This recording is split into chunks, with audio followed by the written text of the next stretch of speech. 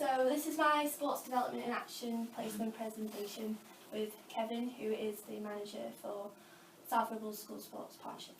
Hi. Hi. Hi. So just a brief overview of some of the things that South Ribble School Sports Partnership provide. It's a non-profitable organisation that works alongside government strategies such as School Sports Premium and Sport England. There to improve health in children and overall decrease obesity, and therefore provide knowledge on healthy active lifestyle in schools. Improve fundamental movement skills from a young age to assist with development in the future.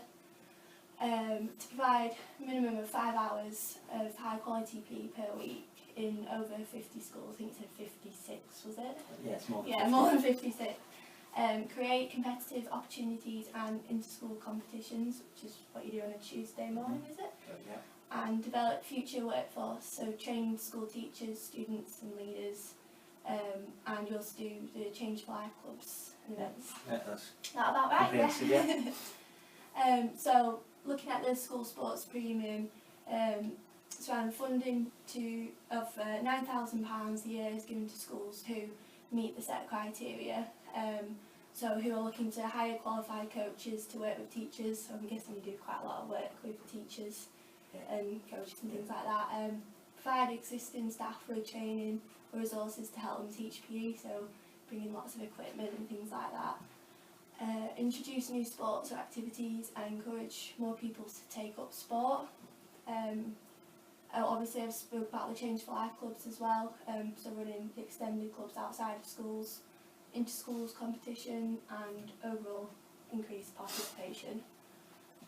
So obviously you help, schools will use that funding and... Yeah, schools get the funding anyway. Yeah. They're given the funding. Mm-hmm. And what you've covered there is kind of the areas that are expected to report Yeah. what they spend it on. I felt like you kind of covered quite a lot of that. Yeah, we do. That's we yeah, offer it, and then we get income which pays staff's wages. Yeah. So that's really thorough again. Yeah, okay, good. So another one that, like through discussion with you, said that focused quite a lot on the Sport England school games. I kind of thought that you're more around level 1 or level 2, but I'm guessing you do quite a bit up the scale as well. Level 1 is the school's responsibility, but we try and prompt it and encourage it. Yeah. And some things we might get involved in. Level 2, when it's in the borough, so it's local, between local schools, loads of that. That's the main focus. Yeah. But we do run the Lancashire Level 3 as a group of SGOs. Yeah. So Level 4 we don't currently have a link to, but they're trying to create one which is good. Yeah. So I'm pleased about that. Oh, good. So I've just put that it's funded by the National Lottery, and in the years 2013 to 14 and 14 to 15 there's £150 million invested into primary school PE and in sport, so obviously encouraging the inter-school competition. Already spoke about the 4 levels, but I just thought that was quite a thing to highlight because it's quite, you do that quite a lot, don't you, inter-school competitions. Interesting that sorry. I forgot that it was lottery funding. Yeah, well, the lottery funds everything really to do with Sport England. Yeah. So it's interesting that you've brought that up. Yeah. So I've not really thought about that. No, most of the strategies that I've looked at are all lottery funded from the beginning, even the local ones that go down as well. Yeah. So one of the strategies that I think links in with you probably the most is the PE and sport strategy for young people, a guide to delivering the 5-hour offer. So now we've discussed that you try and get as much PE in as you can during the week. But this strategy looks at using the Olympics to encourage more participation in sport. So using the athletes as idols and encouraging athletics in schools and things like that, in order to create a world-class system of PE for young people.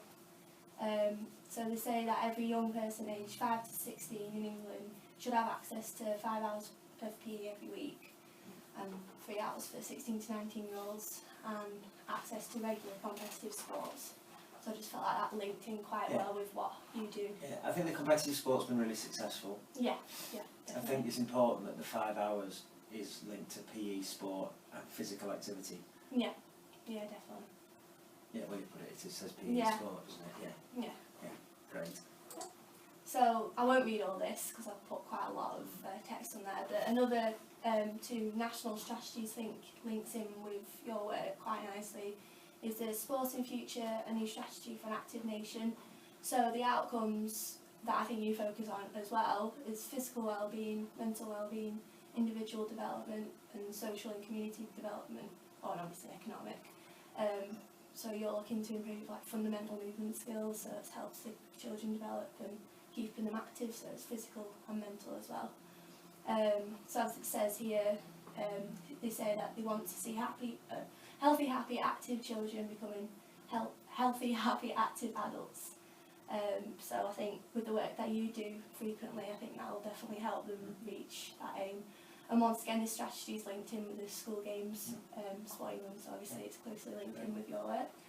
Another one is the creating a sporting habit for life, a new youth sports strategy. So this is mainly about competitive school games, so obviously once again linked with yourselves. So yeah, it links school sport and school district, county and I don't know what I put there, but creating a sporting habit for life on national levels, once again alongside with the lottery, public and private sector, so it's kind of wider scale across the country. So it says here £50 million will be made available in funds which will be open to well-run sports clubs, so maybe towards Change for Life clubs and things like that outside of school. So some of the local strategies linked in with yourselves is Preston Physical Activity and Sports Strategy 2015 to 20. So I picked out a few of the things that I think linked in. So basically they want the area to increase knowledge on benefits of exercise towards a healthy lifestyle. So obviously you help the kids learn different movements and things like that, but you're also letting the teachers know and all the different things they can work on. And in 1 year they want 488 people, or an increase in participation in children. I picked out this because I thought it wasn't obviously not as much as what you want. 30 minutes of exercise per week, I thought that was quite low. So you're I'm surprised, I thought it was per day.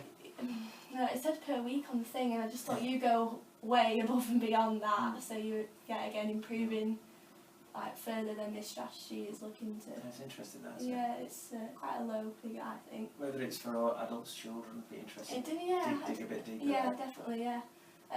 So this is kind of a broader one, but Lancashire Sports Partnership, which obviously is a county sports partnership organisation, and these are just a few things within that. So we've already talked about the premium and the funding. Young people in sport in Lancashire, so there's Sportivate, so that's focused on Olympic legacy activities, satellite clubs, so getting children to stay in sport and begin sport, which is once again something that you look at, and Positive Together funding, so that's focusing on children who are high risk, so in areas that may not have sport and PE and things like that.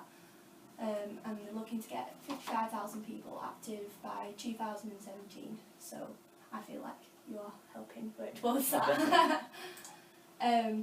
So going on from the strategies, basically my role during the placement, hopefully anyway, to provide and deliver sessions for primary school children to develop fundamental movement skills at St Bede's Primary School. So hopefully by doing this it should help the children later on in life with their physical capabilities, so starting at a younger age is definitely more beneficial for them overall, because obviously we see there's a lot of obesity and children not even leaving the house, just playing on Xbox and things like that. So I think it would really help starting at a younger age. So produced a 6-week plan, which we've already looked at together, incorporating all aspects of the fundamental movement skills, and hopefully along the way might be able to attend events with you and help run activities and things like that. So this is basically the plan that I've shown you. So on the first session looking at travelling and movement, and then the second one throwing and fielding, catching and defending, agility, balance and coordination. So overall that covers all the fundamental movement skills.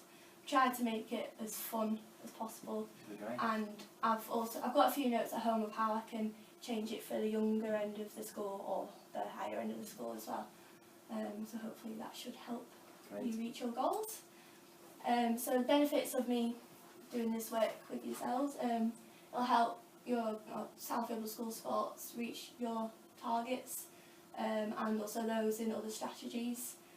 Locally it'll encourage children to take part in more activities. It'll help them develop their overall physical capabilities. So rather than focus on specific sports, because some schools just say we're going to do football and basketball and things like that. So also help reduce inactivity and promote a healthy active lifestyle.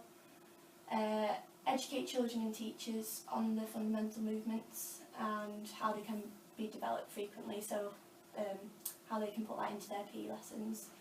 And it should help with Change for Life clubs and increase in activity, local after school clubs, and sporting organisations and sports events.